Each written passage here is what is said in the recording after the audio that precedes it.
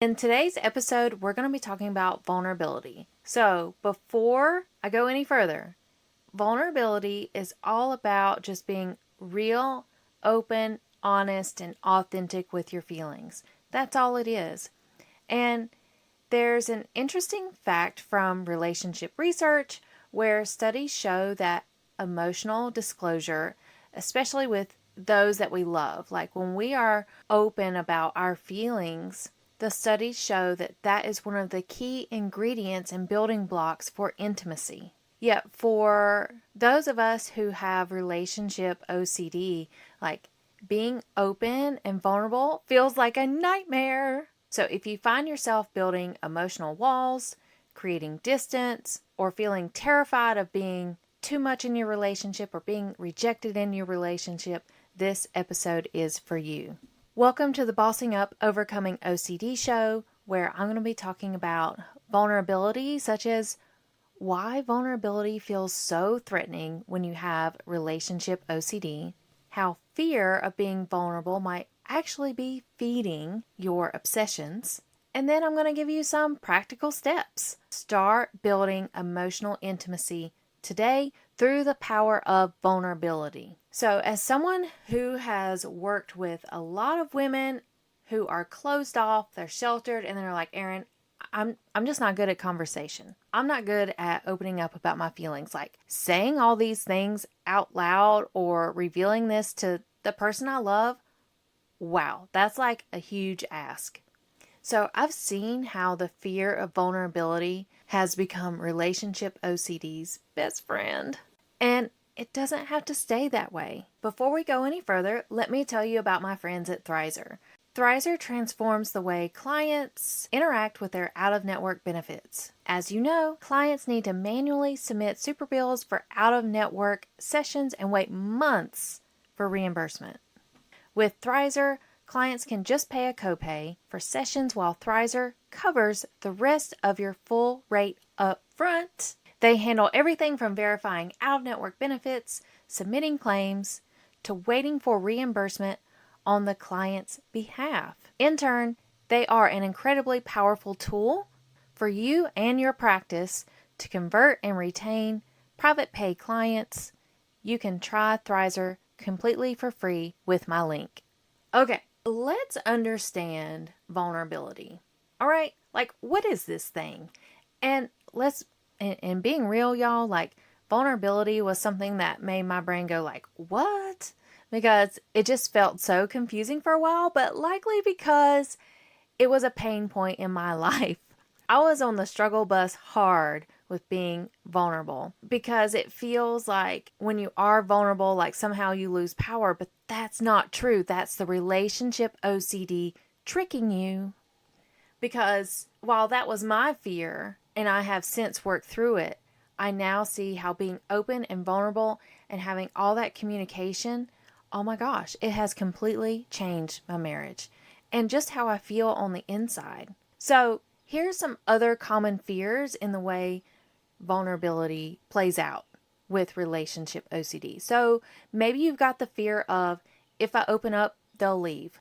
That sounds familiar. They'll see my ROCD and think that I'm crazy, right? Oh my gosh. And you know what? It reminds me of that movie with Will Smith and Hancock. Oh my gosh. The Hancock movie where she's like, call me crazy one more time. Like, right? Like women hate to be called crazy, but it's a total fear and nightmare to be called crazy. Man, please don't do it. Just don't. The other common fear, and I hear this so often, is women feel like they're going to lose control of their emotions, right? Like they're like, oh my gosh, if I talk about this thing, I'm going to cry and I'm going to cry forever. Or that's just the ROCD feeding you baloney. Because ultimately, the paradox here is that when you are open, it actually creates more relief. So when you are experiencing these fears and you have OCD, there's going to be compulsive behaviors that go along with it. So let's talk about those behaviors and those actions with how this shows up. So you might be very avoidant, where you are emotionally distancing, you're giving the cold shoulder, you're being closed off, you're stonewalling, or you're overthinking about sharing your feelings. You could be using humor to deflect, hence all the comedians out there. You're being perfectionistic in how you talk. And you know what? I see this a lot too, where women will talk so slow, and I'm guilty of it too. I'm not saying I'm not, because when I first started this podcast, that was when I learned how to speed up the talk because I talk too slow. And yeah, you get perfectionistic in how you communicate. So if you don't know how to speed up a podcast, just hit the little button on the right hand side of Apple. And I like to go about 1.5 or 1.75x. That's just me. Personal preference. Okay, so when you're doing all these things, you're avoiding, you're being perfectionistic, you're holding back.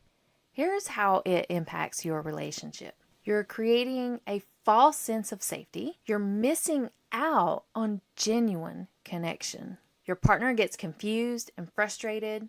They know you've got something to say, something's on your mind, and they're like, hey babe, you all right? And you're like, oh yeah, I'm fine. I'm fine. Yeah, they know. They can sense it. And in actuality, these fears become a self-fulfilling prophecy. A self-fulfilling prophecy in that you're worried that they're going to leave. Well, guess what, girlfriend?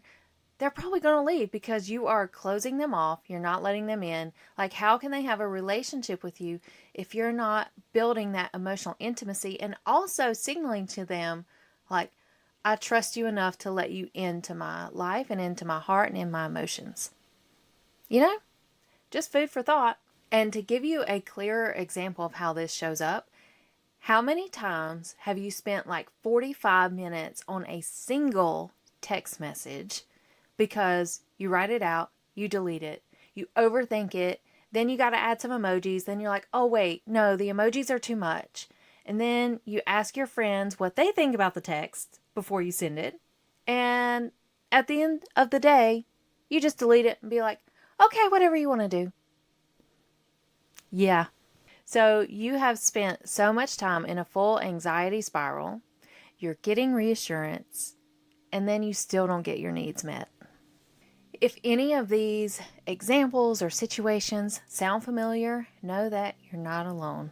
These patterns are incredibly common with relationship OCD. So let's talk about how to work through them. And here are some practical examples that you can get started with today. All right, let's think about it like a ladder. And you've got your vulnerability ladder where you're starting small and working your way up. So first of all, you can share small day-to-day life experiences with your partner. Second step could be starting to express your needs and your wants. And to do that, you need to use I statements like I feel and I need. Third level on your ladder is discussing your fears and your worries. The fourth is sharing the mental battle that you go through with relationship OCD. And then finally, actually talking through the trigger as it's happening with your partner. And with those self-disclosure exercises, do your best in staying very focused on the issue at hand. Don't get sidetracked, because essentially what you're going to be doing is practicing just the one thing technique. So the one thing technique, you remember your purpose and your goal for the conversation. Don't get into the weeds about who didn't take out the trash, who didn't do the dishes, did we get groceries today, or remember 15 years ago when you did not answer the phone when I called. Like, don't drudge up any old business or unfinished business. You're only doing one thing right now. And you can say, I feel unappreciated sometimes, and I would like for you to give me more compliments. Or I would like for you to notice when I do the dishes, and I would appreciate it if you would tell me thank you, or that you would show some acknowledgement that I'm doing these things for us. While this may feel scary at first, remember that you can do it. You've got this. And if you need help in some self-soothing techniques or communicating boundaries, you can start a chat today with my AI tool called Erin Davis AI. It's a really cool feature where it's got all my knowledge. It's not ChatGPT, it's not Google, it's an AI version of me. So I've uploaded all of my knowledge into this tool to give you 24/7 support. And the way you get to this tool is you can go to bit.ly/Erin-AI. And I'll put the link in the show notes for you because it's a really fantastic tool. So overall, we talked about the reasons why vulnerability is hard, yet why it's important, and how we can start to implement those practical strategies to build a closer bond with your true love. And remember, vulnerability isn't a weakness. If anything, you are keeping yourself stuck by not being open about how you feel. Vulnerability takes incredible strength, especially when you're dealing with relationship OCD. Each small step towards opening up is a victory, and it's a victory worth celebrating. Remember, your capacity for connection, your abilities, your strength, your worth, it's greater than your fear. If this episode resonated with you, hit subscribe, follow me on YouTube and Instagram, and you can find me on Instagram at Erin Davis Coaching. And if you need immediate support today, go to that Erin Davis AI tool. All the links will be in the show notes below. And I can't wait to have you back here next week where I'm going to have a special guest, Mr. Rob Pizey, who is going to talk to us about the Wim Hof Method and retraining your brain and your body if you have anxiety and OCD. Totally can't wait to bring you that conversation. So stay tuned for that, and I'll see you next time.